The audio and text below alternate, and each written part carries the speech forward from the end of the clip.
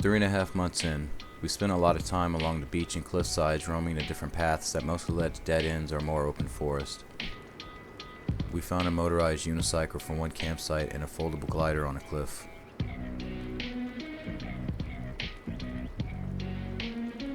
We find more and more abandoned camps, some with surveying equipment and supply crates.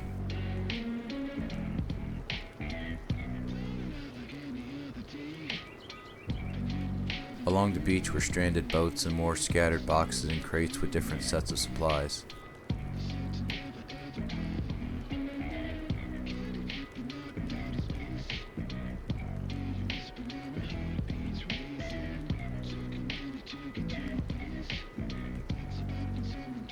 We pushed further down and saw a raft out in the middle of the water not too far from shore. I used a glider in the side of a cliff to get over to the raft, not thinking about the possibility of sharks being that close to shore. I landed directly in the raft, thankfully. Those sharks were huge. There was a dead mercenary on the raft with a pistol and some paddles.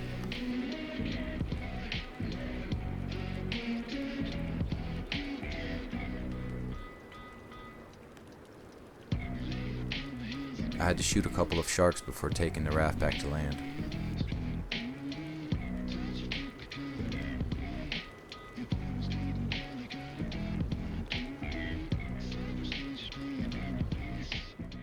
It was a nightmare some nights to sleep out in the wild. We learned the cave entrances were the best spot to make camp. It didn't matter where we were on this island, hordes of crap were all over the place and mutants were starting to show up much more often outside of caves. We were chased back to our base one night. If it wasn't for this unicycle, we may have died.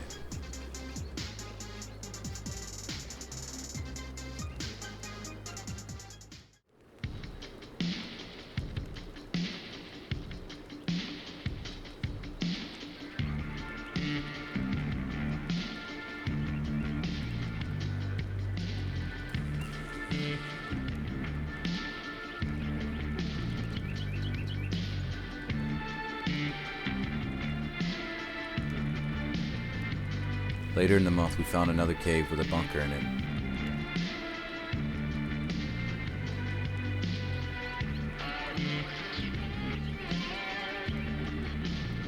A food storage room with another set of double doors with key access I can't get into yet.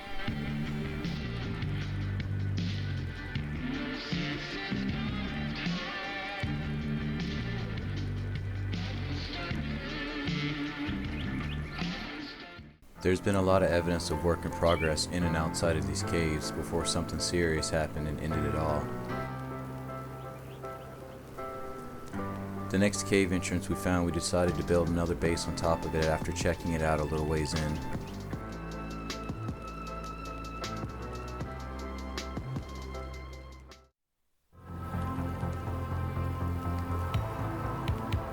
It's a pretty big cave.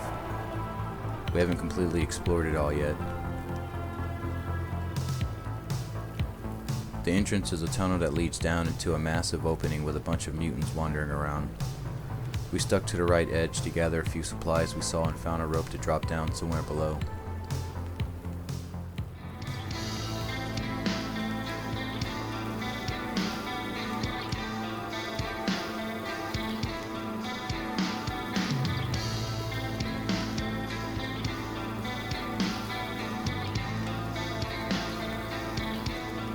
It looked like they were mining some kind of ore down there.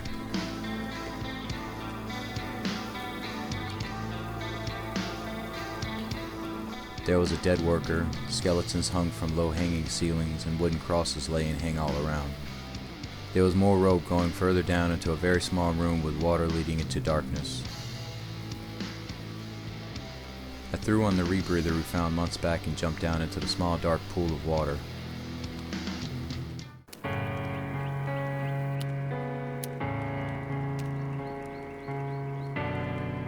I eventually found myself in another long passage with a few skeletons that led out the cave.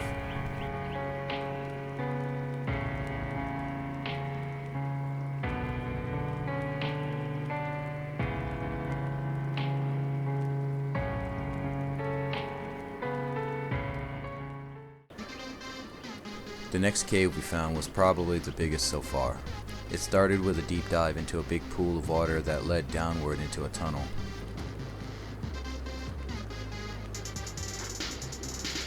The tunnel led up to a ramp into a dark hallway full of mutants.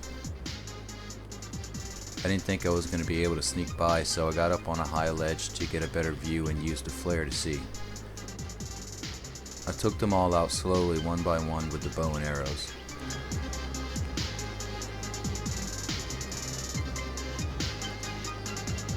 A couple of them fell in the water and drowned.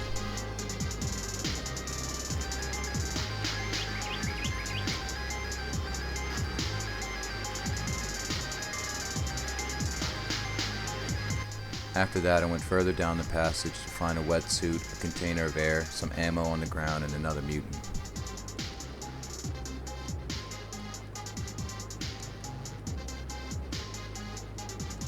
Past that was a huge drop-off that had water running down the length of it.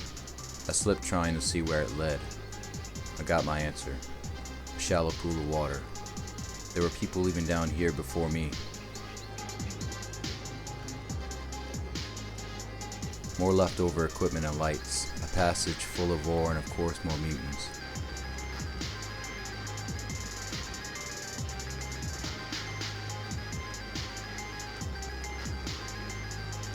The path narrowed even further, so I tried taking advantage of that and used a grenade to clear most of the mutants in the room ahead.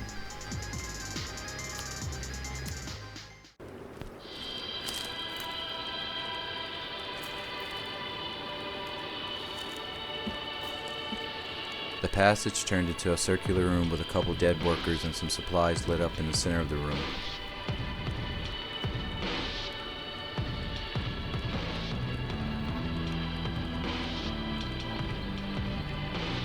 Going even deeper into the cave was another passage that opened up into another massive room with some white lights in the back and a red light closer to the center.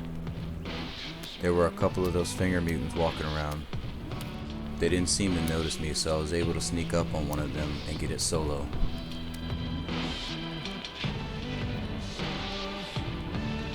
The red light was coming from a mercenary laying dead next to a laptop. The computer showed the location for Maintenance Bunker A. As soon as I pulled up to the computer, 2 heavy mutants popped out of nowhere and charged. I picked up what I could, including a flashlight attachment for a weapon, and ran towards the back of the cave in a panic. There was no way I was wasting what little ammo I had left on these guys.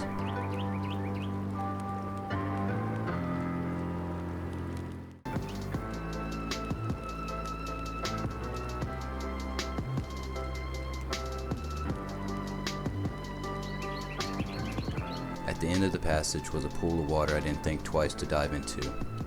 It was a short, shallow tunnel. It reached up and out into another passage full of more mutants that I decided to run past.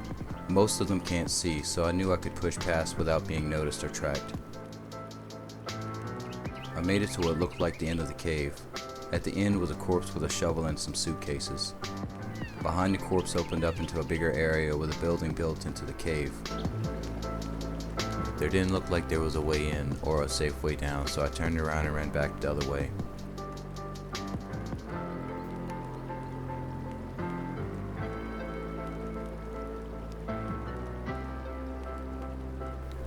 On the way back out, one of the walls exploded, revealing mutated flesh attached to a cave wall that blocked another passage.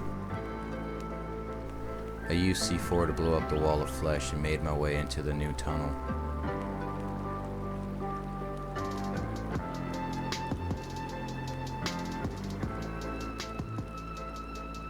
Bones, baby mutants, ore, and dead workers lined the path.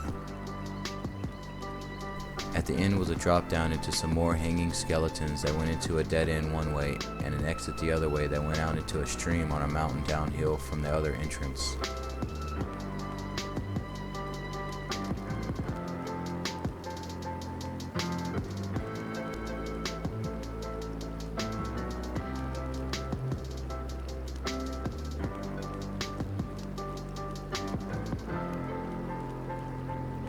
The next morning we set out to find the bunker marked on the map.